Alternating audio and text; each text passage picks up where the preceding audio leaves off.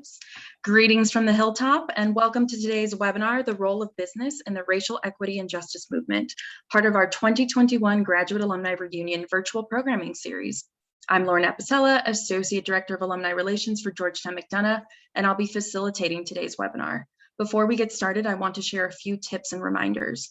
This webinar is being recorded and will be shared with you in the next few days. Our panelists will take questions throughout the webinar. Please send in your questions as you have them using the Q&A function at the bottom of the Zoom screen. If you're having any technical difficulties or other issues, you can also submit those concerns to me via the Q&A function at the bottom of the screen. We're going to hear from a great panel today. We are starting off with a welcome by Leslie Crutchfield, Executive Director of Business for Impact.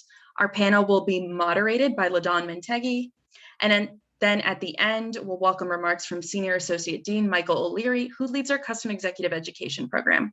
Thanks all for joining us. Ashley just posted in the chat a few more events that we're having later this week, and we hope to see you there as well. Now I'm going to turn it over to Leslie. Thanks, Leslie. Thanks, Lauren. Welcome, everyone. Once again, I'm Leslie Crutchfield, Executive Director of Business for Impact here at the McDonough School of Business on the Hilltop. And I am so delighted to see so many alumni and friends of the McDonough School of Business participating in this really important conversation about the role that business can play in advancing racial equity and social justice. We at Business for Impact think this is such a pivotal moment to be having this conversation. We're at this confluence of events. We're in this moment of racial reckoning here in the United States and indeed worldwide. And we're all also at this really pivotal moment in capitalism, right? As we've moved from just shareholder primacy to embrace more of a stakeholder capitalism point of view. In the finance sector, we're looking a lot more at ESG, environment, social, and governance issues. So this is the moment to seize this conversation. And we have this amazing group of panelists, all alumni, all Hoyas, going to share their perspectives on this in the panel that Ladan will moderate. Now, for those of you that are joining that might have graduated before, let's say 2011, you might not recognize Business for Impact, our center here at McDonough. We were founded in 2011 by Bill Novelli, a distinguished professor of the practice here, as the Global Social Enterprise Initiative. I had the privilege of taking Ladan's old position as executive director in 2017, and we rebranded to Business for Impact to embrace our larger mission, which is really all about unleashing the power of the private sector to help people and the planet thrive. And we have this core value at Business for Impact that business can and should be part of solving the big complex challenges that we face in our world.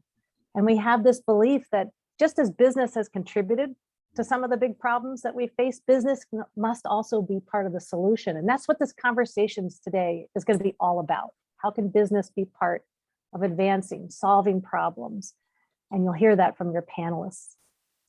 I just want to share our aspiration from McDonough in the 21st century is that everybody who walks through our doors here on the Hilltop is going to be able and recognized for being able to balance that triple bottom line, people, planet, and profit.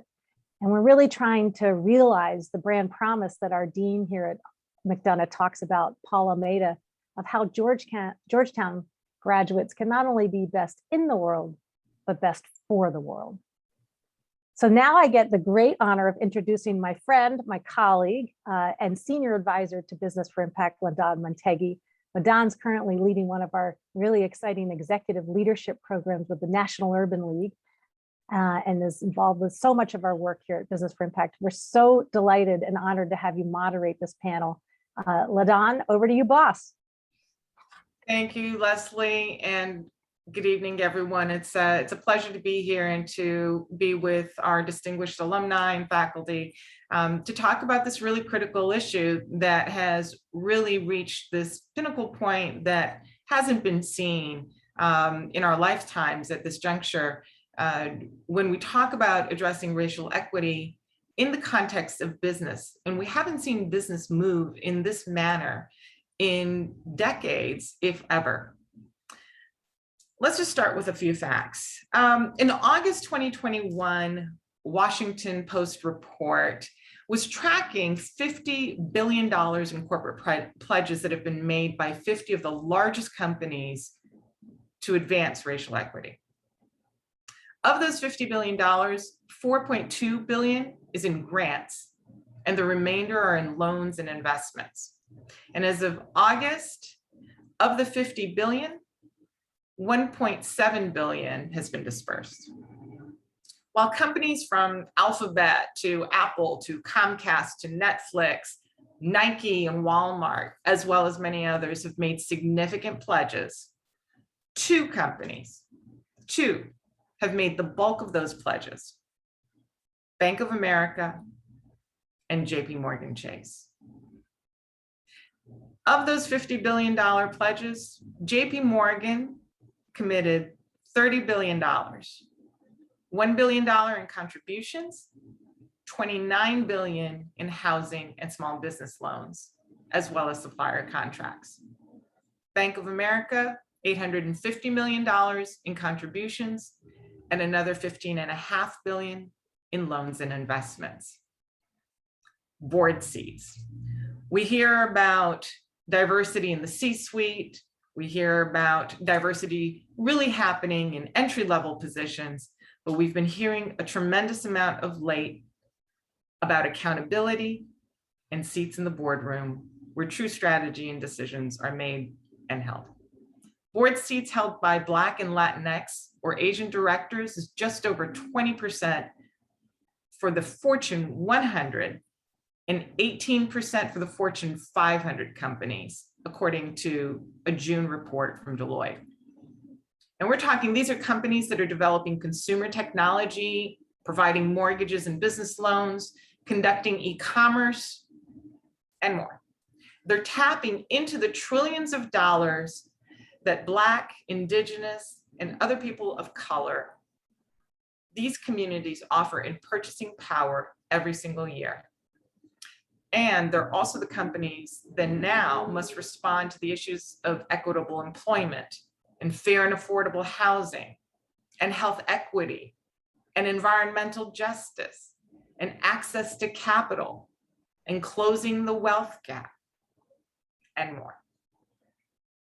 We've got a great panel to talk about these issues because they're practicing it. Iolani Bullock, who's an MBA 18 alum. She is the Associate Vice President of Diversity, Equity, and Inclusion with the Carlyle Group. And she is also an MSB admissions alum. So we're delighted to have you, Iolani. Daniel Okonokwo, Law Center alumni, class of 2005. He's the Eastern Regional Executive for Global Philanthropy for JPMorgan Chase. So Daniel, we can't wait to hear from you. Margarita Womack, who is an EMBA 18 alum. She's founder and CEO of MasPanadas. And she will make us hungry as we talk to Margarita tonight, the entrepreneur, about her business. And we also have a current MBA student, Sarena Young, class of 2022. Thank you all for joining us. Daniel, I'm going to start with you. Okay, so JP Morgan has made perhaps the largest commitment with the $30 billion, the largest commitment to date. Is this a one-shot deal, or is this the beginning of doing business differently? Thanks, Ladan, and thank you for the kind intro, and it's good to be here with all of you who are tuning in from wherever you are. I think that is a good question. And I think it goes not for JPMorgan Chase, but for all the companies and corporations who have made commitments to racial equity, whether or not this is a moment in time or this is a pivot and a change into a different way of doing business. I can't speak for other companies, but I know for JPMorgan Chase, this is a journey. Our $30 billion racial equity commitment was not made with an end goal of 2021 or 2022 in mind. We've said over 5 years, this is the commitment that we're going to make to, and we were very specific about it, which I think is also signals a change in the way businesses are approaching racial equity issues. We said this is a $30 billion commitment to Black into Latinx communities. We didn't say people of color. We specifically named who we are trying to lift up in the communities we are trying to support through this commitment. So this is not just a moment in time. This is a 5-year commitment, which when we look at how we're rolling it out, we're putting into place internal accountability measures and standing up entire organizations to make sure that the tenets of this commitment actually touch down in markets across the country. So we're leaving an infrastructure behind through which capital can flow, philanthropy can flow, home lending can flow. And so we're actually building our business differently as a result of this commitment. Accountability is a big issue, right? So we see even with the Washington Post article that came out and the report that they did, they're tracking. And so they're trying to hold companies accountable. You mentioned that you're holding yourselves accountable. Can you give us, 2 or 3 highlights of how you're doing that? And Sure. then how does that compare or set up the industry as well? Yeah, and I mentioned it briefly, but I can be more specific. Once this commitment was made, we had to figure out, well, it's great to say that we're going to do that, but how operationally is that going to happen? When we look at 5 years and that amount of money, what are the KPIs that we're going to put in place so we know that at the end of year 1, we've set up a structure that really works to deploy these resources? At the end of year 2, how are we doing so far? And in which cities are we having an impact? So we put in place not just a structure through which to work, but also kind of regular reviews of how this is happening, real KPIs to say, this is where we think we should be by this point. Are we there or are we not? And what do we need to change or do more of to continue to hit those goals? So is this also being done at the global level, or is this being done at the domestic level? So our commitment here was a domestic commitment. I think, we are a global corporation. We're operating all over the country, and our philanthropy does touch down in many different countries across the country, across the world, excuse me. But this commitment was made in recognition that in this country, business has had a hand in setting up systemic barriers based on race to Black and Latinx communities. And if we are going to make a difference where we're doing business, we have to do business differently. And so I think that's reflected in the scope and focus of our work in this area. So I'm going to pivot to Margarita. Margarita, you are an entrepreneur. And as an entrepreneur starting a business and growing your business, access to capital is really important. You're a woman, you're Latina. Did you face certain obstacles or barriers as you were trying to access financing, number 1? And then number 2, as we talk about these issues and these concerns and obstacles, how are you addressing them as an employer? So for financing, I'm actually in the middle of it right now, doing a seed round and also looking at raising some debt because we are growing quite fast and need the capital, not just for growth, but also building a new facility. Mm-hmm. And it has not been easy. I don't really have the data to really understand how much more difficult it might have been or it is right now for me. But it's certainly very difficult. And I haven't had a lot of success, unfortunately. For some reason, conversations come to a halt at some point before actually coming to fruition. And it's impossible not to wonder if part of it's gender and race. We know statistically that very little of venture capital funding goes to women, and certainly women of color, even a very small fraction. So it's likely a variable in the process that I'm facing right now. So it's always a difficult process, but I wonder if I'm facing more difficulties than normal. From the hiring perspective, it's been a very interesting situation for us because it's a manufacturing plant. It's very basic skills for the great majority of the people we have working on site. And I've never hired by actually putting an ad anywhere. It's always been word of mouth. And the great majority of the people, actually 99% of the people that work here are Hispanic immigrant women. I think part of it is just because in word of mouth, first person I started working with, then brought people from her church and friends and neighbors. And from there, it just kept on going. But it's also really a place where people can easily find a job, right? Where we don't have, it's much easier to start when already everybody here speaks Spanish. So English requirements are minimal. You don't need a lot of education or training. You can learn the job here. So it's a very easy entry-level job that led to the thought that we should be doing more in this sense, because we have the capacity to hire people that have trouble finding other jobs, and we can give them support in many other ways to beyond just a salary, a good job that they can hopefully progress in life, giving them things like professional development to open more opportunities to them. Do you think that your perspective, your lens, and your personal experience is shaping how you are hiring and cultivating these immigrant women who are working in your company? It's very possible. So it's probably an environment where people, immigrant Hispanic women, feel more comfortable working, where they find support, where they find just a community they fit with in general. I don't know, my own lens, it's particular. I think I've been extremely lucky in life and had many opportunities that most Hispanic women don't have. And I think it's part of why I've had more success and chances to do things that not everybody does. And part of it's education, right? So I have a PhD from Princeton, I have my MBA from Georgetown. It's opens doors that are normally not there. I learned English in school before ever coming to the US.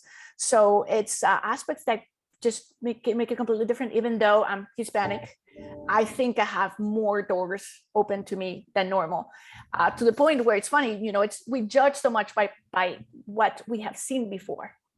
Right? So we place people in groups according to what we have experienced. So I'm obviously Hispanic, right? I open the door to a nice Bethesda home. There's 3 little blonde children in the background. Who am I? I'm not the owner of the house. I'm the nanny, or I'm the cleaning lady. Immediate. That's the immediate assumption people make. My 3 children, they don't look Hispanic. We go to the park. People even ask me if I am the mother.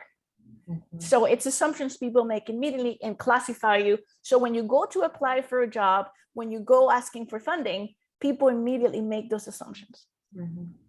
I think that's a great point. And, you know, we have to also recognize and acknowledge that all of us have some sort of inherent biases. It's a matter of how we recognize them as well, right? Margarita, just really quickly, it's dinner time. You said you have a manufacturing company. What is it that you manufacture? So we make empanadas, the best in the world, of course.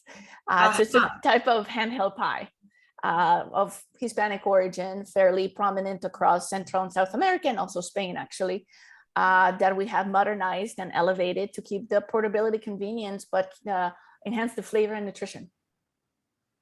Fantastic. As my stomach gurgles, we'll keep the conversation going. And also, I believe there's a link also in the chat to your company. So please place your orders. And we look forward to getting samples as well. Very much welcome.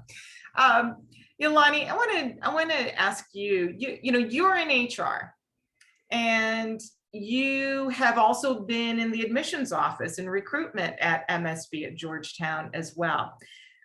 Couple of things. One, what are 2 or 3 key trends that you're seeing in hiring practices that are changing and or need to be changed, but you don't necessarily see moving since this great awakening seems to have taken place over the course of the past 16 months?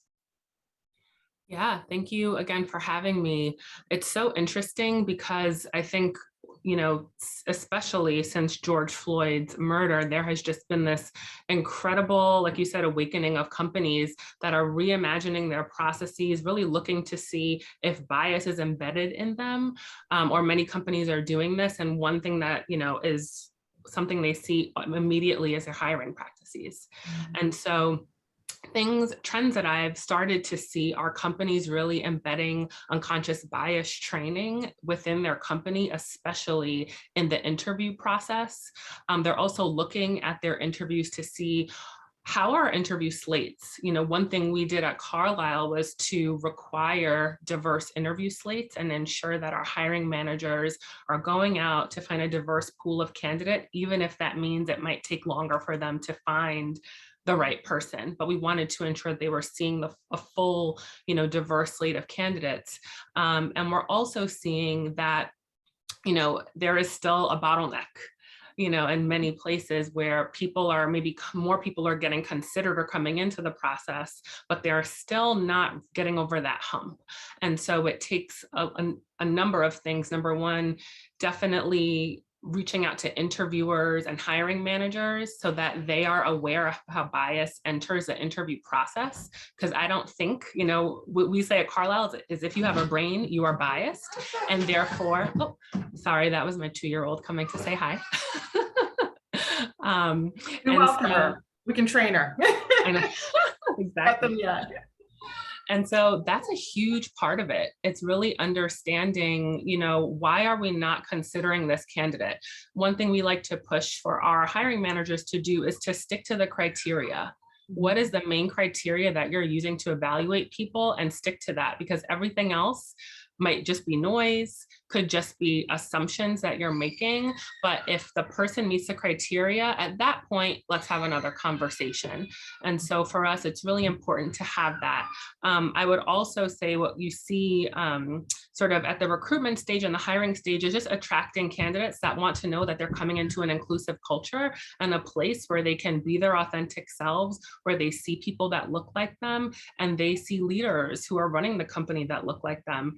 And that's really hard to change. In our industry and private equity, a lot of these companies are small. We don't hire a ton of people all the time.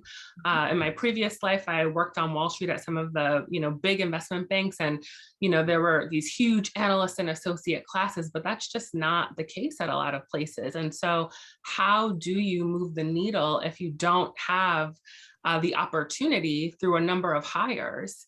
And so it's being really strategic and really examining who you're bringing in to interview when you have the opportunity to do so. A recent report came out from the Board Diversity Action Alliance, actually, and it was around PE and VC-backed IPO value creation and what is happening at the board level.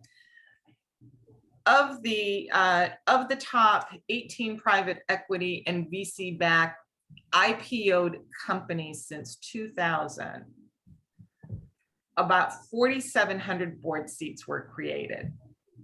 Only 49 have been held by Black directors and even fewer Latinx directors.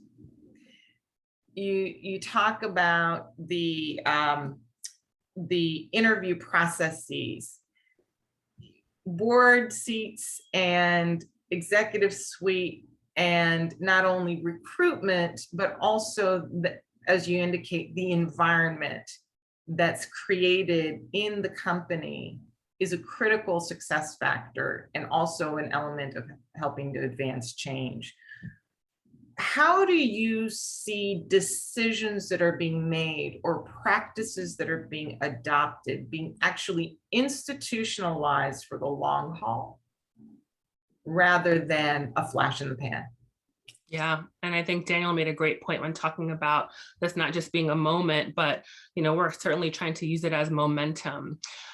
For the way I see it is you have to embed this into your practices. You have to embed elements of DEI, elements of objectivity, because people are biased. And if we rely on people to make these changes and make these decisions, we know that, we're inherently flawed.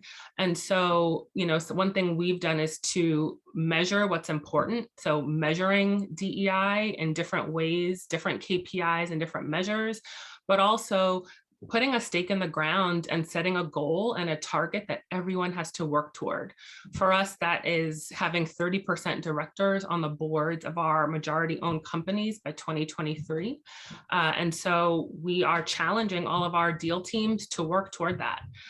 It's hard. It's not an easy thing when it's ingrained to sort of do things the way that they've been done. Your network are the people that you are around. So we're pushing people to expand their networks. I think it is, in order to sustain these efforts, you have to incentivize folks as well. And so, part of that is saying, this is the goal we're setting. We know diverse teams perform better. We have to explain the why this is important to them and give them the data behind it, but then hold them accountable. So let me ask you this question. It's come in from Kim Hunt, who's watching, to both you and to Daniel. What are the metrics that you're measuring? Give us 2 examples of metrics that you're measuring. I'll jump in if you don't mind. So I think when we look at the monetary commitment that JP Morgan Chase has made, Ladan, you correctly stated earlier that this is a business commitment. This isn't a philanthropic commitment. So we're committing to lending more to Black and Latinx homeowners and prospective homeowners. That's both new loans and refinancing. Also, we're committing to building, working on both the supply and demand side of affordable housing. So one thing we're measuring quite simply is how many loans are we originating in MSAs, in low to moderate income communities, in majority Black and Latinx census tracts. That's something that we can absolutely track. Also, we're tracking, well, how many units of affordable housing are we building and preserving, or how are we helping developers working in that space to build more affordable housing. Both those are 2 things that we will track over the life cycle of this commitment. And there are accountability measures set up for each of those areas as well. Iolani, how about you? What are 2 examples of metrics? Yep. So of course, board diversity, but with that, we've set up a line of credit that lowers our cost of borrowing as we hit different metrics. So we have to report out on those tiers of metrics as we go along that cycle. So that's really big for us. And then we really, and in addition to some of the things that you hear a lot, so hiring and sort of headcount, we are also tracking the diversity of, the people that are placed on our deal teams. What does that look like? Who has growth opportunities there? And so we're looking internally, we're looking externally, really within all our spheres of influence at the firm. Very good. Thank you for that. And Kim, thank you for the question. Sarena, you are pursuing your MBA. You will be graduating next May. You see and hear somewhat of what's ahead of you in your future here. Let me start first by asking you, what is your experience at Georgetown as a student, a woman of color, and how do you think it is preparing you for the workforce that is ahead of you, especially as you hear Margarita and Daniel and Iolani speak to where their companies are? Yeah, so really glad to be here. Thank you.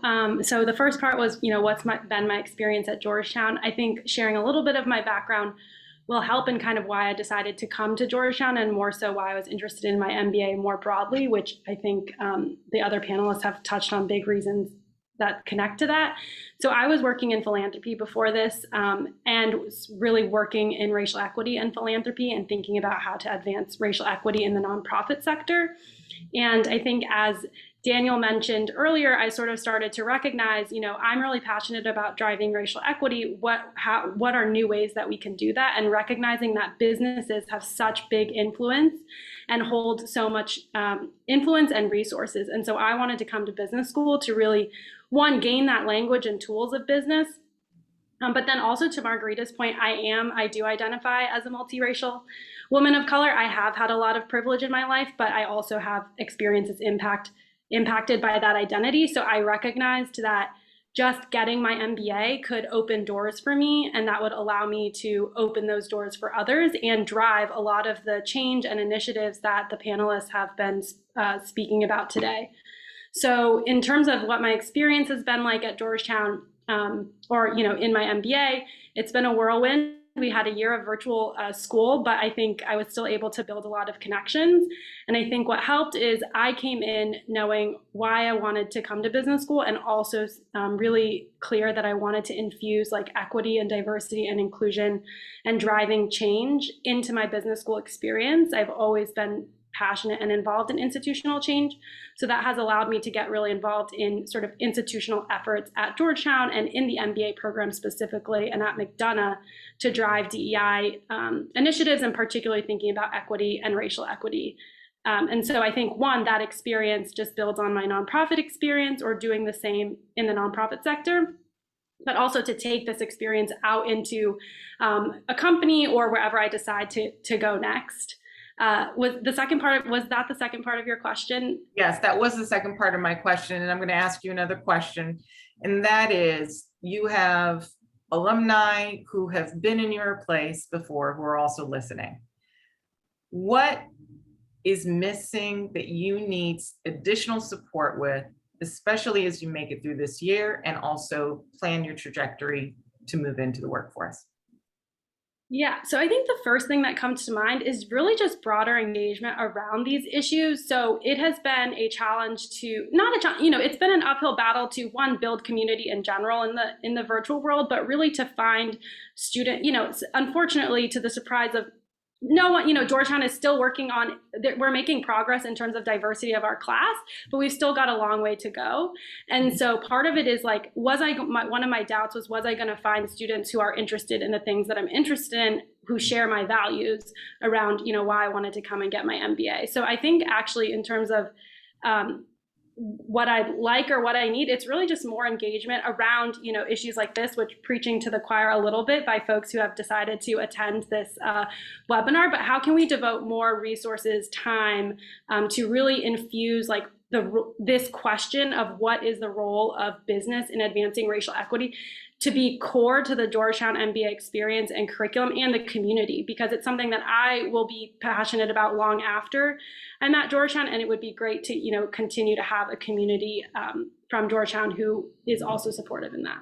I think you raise a great point and a great question. And to those of you who are on with us and listening and watching this session, I ask you if you could respond to the question of, what do you feel is business's role in advancing racial equity? And please drop your thoughts in the chat for us. So let's see your ideas and your responses. I want to get a little personal with you as well, Daniel and Iolani and Margarita. How have you been personally experiencing the past 16 months in your companies? And what is one thing that has been different for you in this past year? Daniel, I'm going to start with you. Sure. I think, first of all, I want to recognize that the last 20 plus months have been difficult for so many of us, not just people of color, parents, students, parents of students. Sometimes all those three are in the same body. But I think one thing that I've experienced differently since this recent racial reckoning that we've been experiencing here is the willingness of, I'll make it personal, willingness of our company, of JPMorgan Chase, to recognize that Black people at the firm are experiencing something different than everyone else is. And that's not just our experience in the firm, but that's literally the experience of being Black and having to work and see all the upheaval and realizing what that means for us personally as Black people. So that's one thing. I think also the recognition that I think we speak differently about being, and I identify as Black, we speak differently about being Black in the corporate sphere than previously. There is not kind of a shying away from naming something as being beneficial to the Black employees or to Black people at the firm. So I think that is certainly a stride. And it's one of those things that I think it's almost like squeezing a tube of toothpaste. Once you squeeze it, it's hard to put it back in. And so Iolani talked about, which I think is an excellent point, about institutionalizing these patterns and practices. Doing this as a way of kind of giving the space to employees is also something that is very difficult to walk back, because you are building more inclusive spaces. More people are coming to work at your company because they recognize the availability of those spaces. And you start to build kind of a culture of internal equity that really can also influence how business is done. So I rambled a little bit, but I would circle back to say, I think that JPMorgan Chase has made spaces for people to really bring more of their authentic selves to their work. And that's a really critical factor, and one that we continue to hear more and more about. Daniel, I know you're pressed for time. I just want to ask one thing before I move to Margarita and Iolani. Environmental, social, governance, metrics, we talked about that, ESG. Do you feel that the issues around racial equity are still remaining in the bucket of the S and the social, or do you think it's expanding into environmental and governance? Absolutely. The barriers are coming down. I think one thing that we recognize is that you can look at, and there was a study that one of my colleagues helped commission in Miami that looked at the heat map in Miami-Dade County. And you can see how environmental factors are impacting Black and immigrant and Latino communities. And so these things don't happen in silos. Communities aren't under-resourced just because the S is not going into that community, or just the G, or just the E. All these things are happening in concert. So I think we're recognizing that solutions to these problems of ESG have to work across that spectrum, not just in one bucket. And I think we're learning how to do that more effectively and efficiently the more we do it. Very good. Thank you for that. Margarita, your personal experience, and also, do you feel that when it comes to ESG and accountability around environmental, social, governance accountability, that the issues are staying in the S category now or moving into environmental and governance when it comes to racial equity? So first, the last few months and COVID has been for me and the company really all about survival. We're very small, we're still kind of in the startup stage. And we used to depend mostly on food service. So 80% of our revenue in 2019 was tied to sales to restaurants, convention centers, bars, that of course all completely disappeared overnight. And so there were a few weeks where we weren't sure, like, are we going to be able to make it? And we were lucky to be able to pivot fairly fast to retail and private label. And that's kind of what pulled us through 2020. And now we're reaching a different kind of point where we're thriving, really, though still kind of recuperating from the big shock and practically a killer blow that we dealt with early 2020. As far as aspects related to racial equity tied to that, it's interesting and links to your second question, that from my point of view, where I'm caught in the weeds really of running a small business and being, wearing all different hats throughout the day, especially now we run 24 hours a day. So it means it's on 24 hours a day, 7 days a week. I'm lost in the day-to-day aspects. And so it's not something I really stop to think about. And for us right now, it's beyond what we have capacity to plan or think about. Well, it is one of the challenges of small business, but at the same time, you are living and working it. So we appreciate your efforts. Iolani, how about you? So your own personal experience, what have you been feeling and seeing inside the business setting at Carlyle over the past, 16 months or so? And also, what are your thoughts on what's happening with ESG?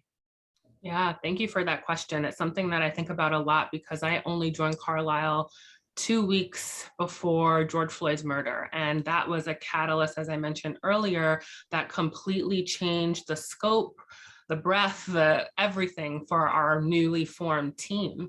And so, from a professional front, I was living it and, in it and talking about it every day. From a personal front, I'm a mother of 2 Black children, a little boy and a little girl. And so trying to,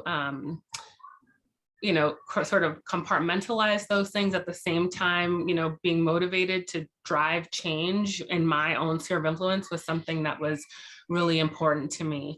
I think that it really, you mentioned what are the things that the company has done that have made an impact on you. Well, the first thing I got to work on was a forum in which our colleagues submitted anonymous stories about difference. And I mean, the stories ran the gamut from people talking about what they have to wear to go running versus what someone else has to wear, how they're perceived in the office, what their children saw coming into the office, all different things. And it really made people take a step back and think, like, I've never had to think about things that my colleagues have had to think about. And what I saw in the weeks after was a mindset shift. People kept coming to our team saying, how can I educate myself? Not how can someone that's different from me educate me, but how can I educate myself? What can I read or listen to or watch, or, what can I do? And so we launched this huge ally campaign and providing resources to people at all levels, and the amount of managing directors all the way down to, executive assistants, everyone saying, I've never had to deal with this, and I want to understand my colleagues because to me, like, they are important to me as people. And I think that broke down a lot of walls and a lot of barriers, and had tough conversations that allowed us to do things like create a program specifically to provide global sponsorship to Black and Latinx mid-level professionals. I wasn't at Carlyle previously, but I don't know if the previous firm would have done something like that so quickly, whereas we were able to do that right away. And that has, really been big for our people who said, I feel seen and heard, and someone has taken me under their wing and really wants me to thrive here. And so I think, things like that have been huge. In terms of ESG and DEI, I feel like they are inextricably linked. As part of our due diligence process, both of those things come into play as we are sourcing and valuing and looking at our deals. And so we don't see them as separate. We certainly see them as things that we have to look at holistically because, as Daniel mentioned, as Margarita mentioned, they affect one another in a huge, huge way. Do you feel that your company and others that perhaps you're investing in are treating these issues as purely social issues, or do you feel that accountability is also, and investments and such are being factored into the environmental and governance scorings and accountabilities as well? Yeah, they are definitely being factored in. The amount of LPs, investors, people that are coming to us specifically with questions about DEI has jumped a very large amount. We are providing a lot of ad hoc and custom advising. And so this is something that we talked about in our recent investor conference, something that our board, is asking us about on a monthly basis to be accountable and to show progress and understand where we are falling short and how they can help. And so this is huge and something that is definitely definitely here to stay. As Daniel mentioned, I think that we are changing the way we think about business and what business means because DEI is becoming and is being infused as a huge factor. Very good, thank you. Sarena, as you look at employment opportunities from the perspective of a recruit, a future recruit, what are one or two things that you are looking for in future employers as you evaluate this landscape? Yeah, a couple of things I think that have all been touched on today. So one is accountability, which looks like a lot of different things, but I generally read right past the sort of statement of, commitment and look for evidence of progress. And I also look at leadership.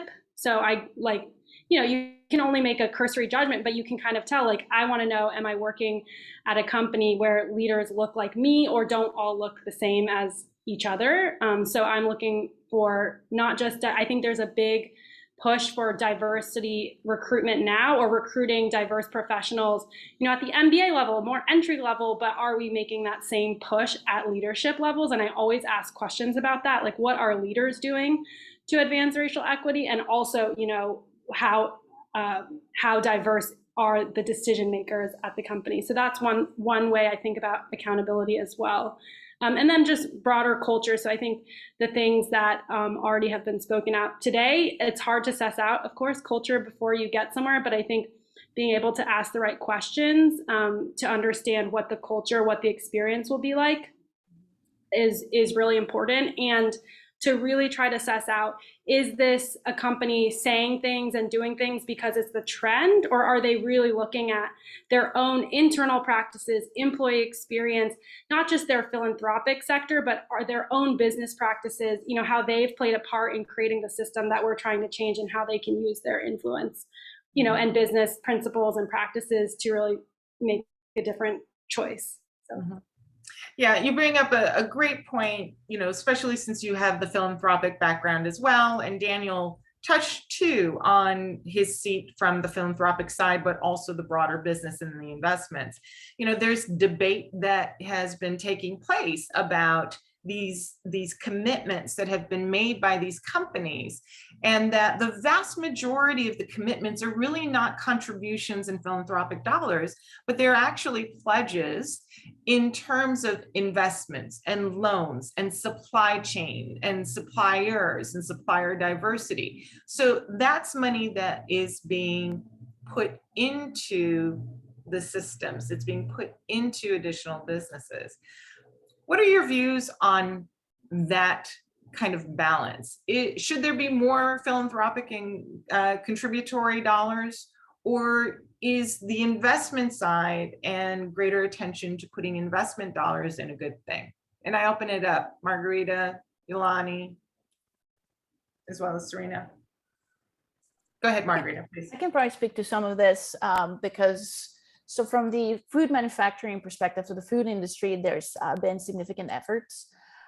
So now retailers, distributors have programs to then diversify their vendor base and offer huge incentives that are certainly very helpful for small companies. So for instance, there's typical fees associated with getting your product on shelves. Slotting fees, pretty much the way so position on shelves, it's real estate, right? So you have to pay to get a good position. There's trade spend. So they expect from you all these sales and offers that you pay for. So when you go to Whole Foods and you get like, oh, I'm going to buy MasPanadas because they're $1 off, I get the bill for that at the end of the month. So it can be very expensive, and it's expected, pretty much a demand that retailers will put on their vendors. And what happens is you try a product. If it goes well, great. If not, you go on to the next. So for diverse vendors, they're offering programs where they waive some of these aspects and give you more of a hand to kind of get you to a place where you're sustainable. So that is very helpful. There are not that many vendors that are like manufacturers that are of color, and they're aware that this is the case, and it's harder to succeed as an entrepreneur of color. And this will make this kind of thing can make a difference. There's also the distributors, the large distributors across the US that manage natural products have also programs where they lower the barriers to entry, so that diverse people then can have more of an opportunity and be a more on equal footing. We'll see exactly how that develops, right? Now, the other aspect that to me has been very helpful is efforts from groups or vendors to get together and form a community where you can then, there's those that are far ahead mentor those that come behind. So there's a group that actually somebody from the Washington, D.C. area was one of the founders, Yesha Weliga from Mason Dixie Biscuits.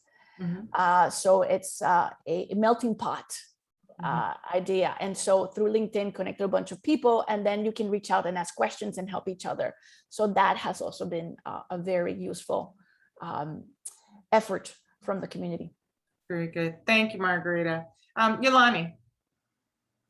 Yeah, I think you really need both. In reading that, article, I noticed that they talked about not only having the philanthropic efforts, the pledges, but also structural and policy change. And I feel like, you need all sides of that in order to truly make change. Dollars flowing to communities directly is something that is really key. I know a number of companies have match opportunities to really help. And so after, the events of last summer, there was a lot going to different funds to help with legal aid and different things. But in addition, you need investment, you need diverse suppliers, as Margarita mentioned. So I think it is really important to have both.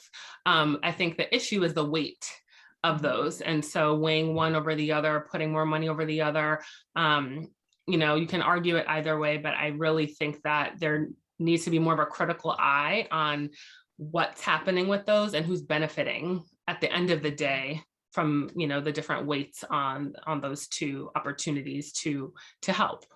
Yeah. And I think it depends on what seat you're in, right? If you're a community-based organization, perhaps it's the philanthropic dollars, unless you can tap into the business side, which that can be challenging oftentimes as well for nonprofits and other community-based entrepreneurs and social entrepreneurs. But if you're another business, then perhaps it's a little bit different. You do want those supply chain, and that's how wealth creation is also managed. So it's an interesting debate, and we'll continue on. So let's see how things develop. I invite those of you who are watching to please submit your questions if you have any. I do have another question. There are a couple that I've been lobbing in that we've been getting. Iolani, I'll direct this one to you.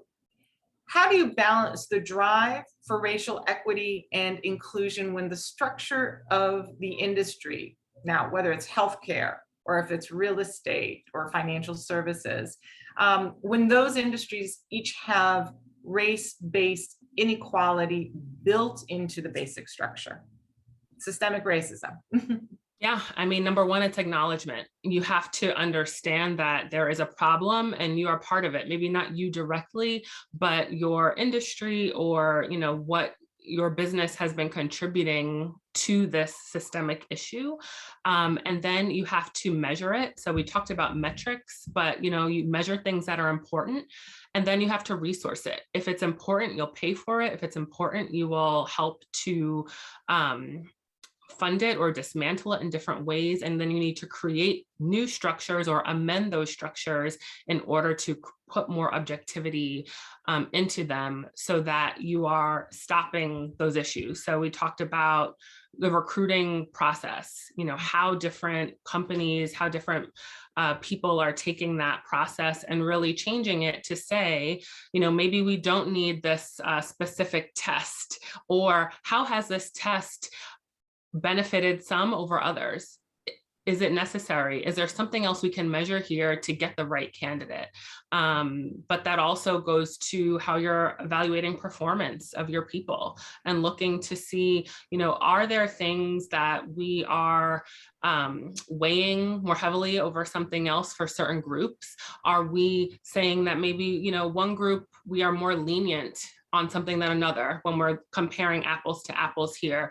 And so, making sure in promotion processes and performance reviews, especially during this pandemic, that managers and decision makers are really evaluating them in that way. But also holding your leaders accountable and asking, are they inclusive leaders? How have they demonstrated that? It doesn't matter what your background is or what you look like. Inclusive leadership really should be a core competency for leaders at any company to ensure that they have an eye toward these things and they're working to make them better. Great, thank you. A question that we get often, and this is an interesting one now, I'll pose to both you and to Margarita.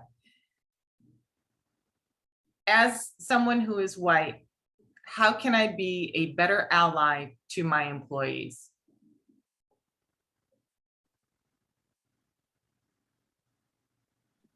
That's the question. Margarita, Lonnie, you talked about resources around allyship that you put out there. How can this person be a better ally? Number one, like we said, educating yourself, understanding that there are systemic things that have happened and that are structurally in place that do not allow everyone to progress and to have the same opportunities.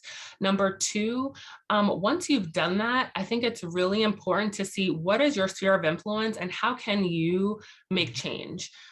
We recently instituted what we call our Diversity, Equity, and Inclusion Changemaker Incentive Award, where we said we are going to put $2 million up and help our people really highlight the things that they're doing to advance diversity. And it has to be sustainable, it has to be impactful, it has to be measurable, and you nominate one another.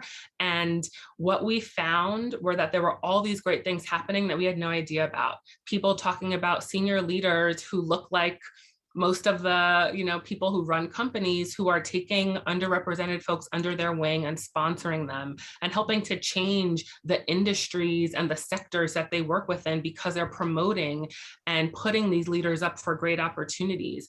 People, down to our executive assistants who are doing things like making sure they know how to pronounce people's names and putting it phonetically in a calendar invitation so that our deal teams are walking into meetings and making people feel comfortable and know, that they are taking a little step in order to make sure that they're building an inclusive environment. And so, there are things that any single person can do.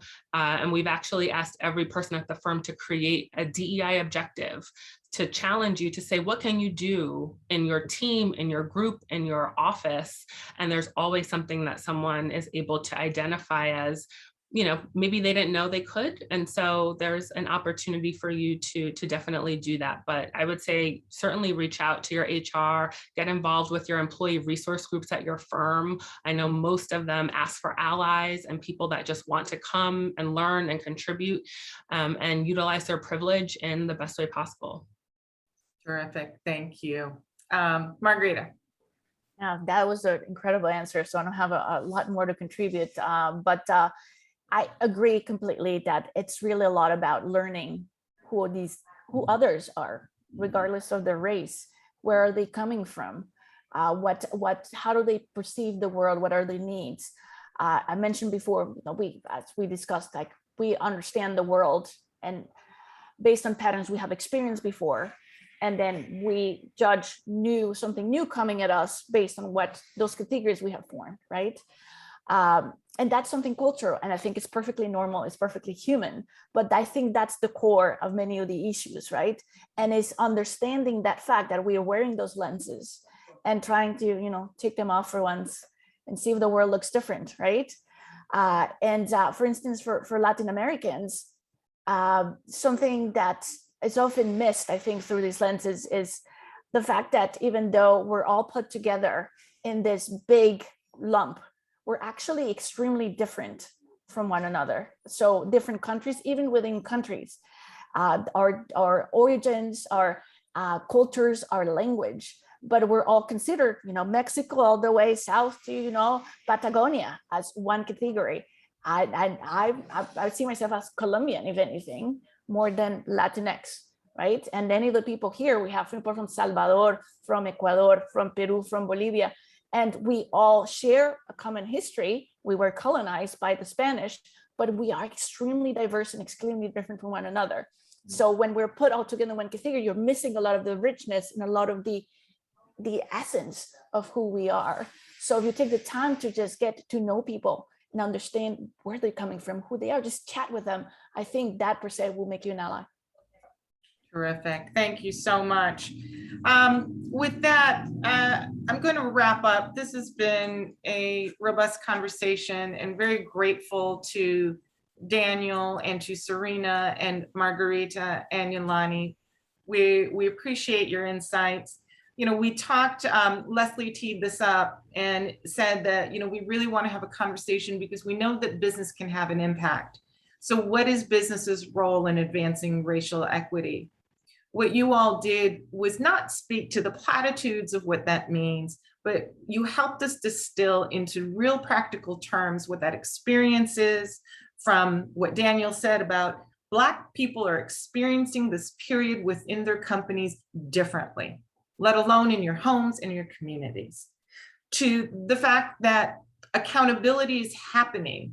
It's happening, as Iolani says, from the investor side as well, and factors are being looked at with greater scrutiny about where funding will be directed. Institutional investments are being held accountable and formulated with a different perspective and lens.